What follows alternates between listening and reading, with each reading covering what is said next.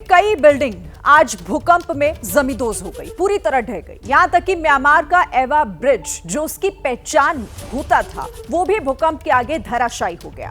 इस ब्रिज को 91 साल पहले अंग्रेजों ने बनाया था, लेकिन आज भूकंप आया तो ये ब्रिज ढह गया।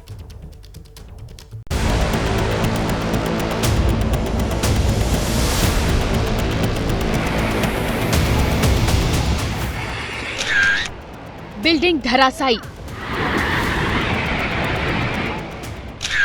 पुल धड़ाम, भूकंप से मचा कोहराम।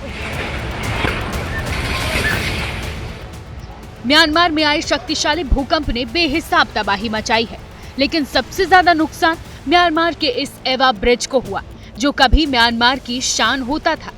हर रोज हजारों लोग इस ब्रिज से गुजरते थे, लेकिन भूकंप के 2 विस्फोटकारी झटकों ने इसे उसी इरावदी नदी में मिला दिया है, जिस पर ये पिछले 9 दशकों से खड़ा हुआ था। इसका निर्माण ब्रिटिश काल में सन 1934 में हुआ था।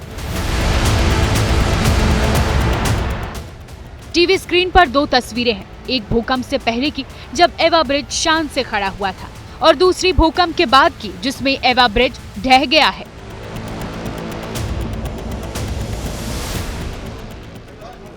सोशल मीडिया पर एवा ब्रिज के गिरने के कई वीडियो वायरल हैं।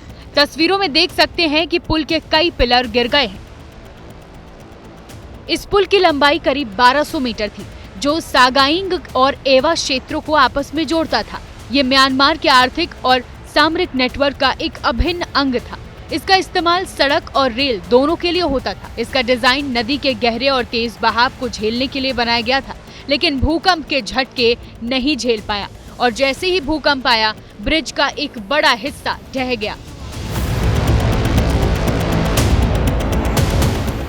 स्थानीय लोगों के लिए यह केवल एक ढांचा नहीं, बल्कि उनकी रोजमर्रा की जिंदगी और इतिहास का हिस्सा था। यह पर्यटकों के लिए भी आकर्षण का केंद्र होता था, जो एवा के प्राचीन खंडहरों और सागाइंग के बौद्ध स्थलों को देखने आते थे। इसके ढहने से न केवल एक ऐतिहासिक संरचना का अंत हुआ, बल्कि क्षेत्रीय कनेक्टिविटी पर भी बड़ा असर पड़ा है। तो इस भूकंप ने भयंकर तबाही मचाई। एक बार फिर से आपको बैंकॉक लिए चलते हैं। मानवी तनेजा हमारे साथ जुड़ गई है। मानवी, आप वहीं पर मौजूद है, तो मैं चाहूंगी आप बताएं फिलहाल वहां पर ताजा स्थिति क्या है, क्या हालात हैं फिलहाल वहां? देखिए, यहाँ पे हालात बहुत ज्यादा खराब हैं। लोग अभी भी खौफ में हैं। आज मेरी फ्लाइट है, मुझे कैब नहीं मिल रही, यहाँ पे कोई भी प्रकार के ट्रांसपोर्टेशन नहीं चल रहे, और मैंने एक कैब ली थी, बीच ही रास्ते पे मुझे उतार दिया ये बोल करके कि आगे नहीं जा सकते, आगे सिर्फ इमरजेंसी के लिए जा सकते हैं, अगर किसी को कोई चोट लगी है, कोई फर्स्ट एड मिल रहा है, या फिर आगे अस्पताल है।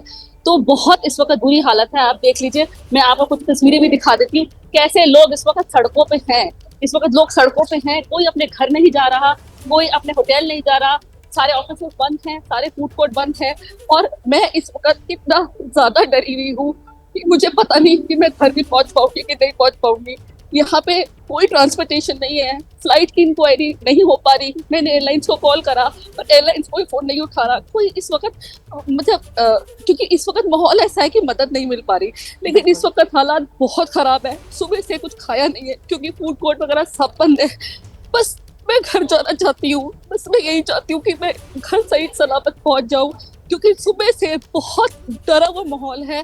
और हमने सुबह जब भूकंप आया तो बिल्डिंग को टूटते हुए देखा, बिल्डिंग में क्रैक आते हुए देखा। ये तो चीजें पिक्चर में देखते थे, पर आप अगर अपने आंखों के सामने देखोगे, अपनी मौत आंखों के सामने देखोगे, तो आप देखिए कि क्या एक इंसान पे बीतेगी। भूकंप में कहते हैं आप चलो मत ज्यादा जोर से, लेकिन हम अगर भाग करके बाहर नहीं जाएंगे तो बिल्डिंग तो कोलैप्स हो रही थी।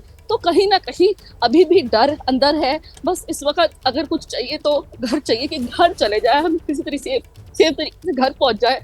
मुझसे सुबह से बोला भी नहीं जा रहा। मेरे को अभी तक जब बात करती हूँ, वो वही वाला खौफ याद आ रहा है। लोगों को गिरते हुए देख, लोगों को सर पे चोट लगी है, खून निकल रहा था, उनको हॉस्पिटल लेके जाया जा रहा था। तो माहौल बहुत खराब है, लोग अभी भी डरे हुए हैं। मानवी, हिम्मत रखिए, और ये मुश्किल समय है, आप सकुशल घर वापस अपने लौट आए, हम भी यही कामना करते हैं। आप दोनों का बहुत शुक्रिया, सिद्धार्थ आपका भी हमारे साथ जुड़ने के लिए और इस तमाम जानकारी के लिए। तो इस बड़ी खबर पर लगातार एबीपी न्यूज की नजर बनी हुई है।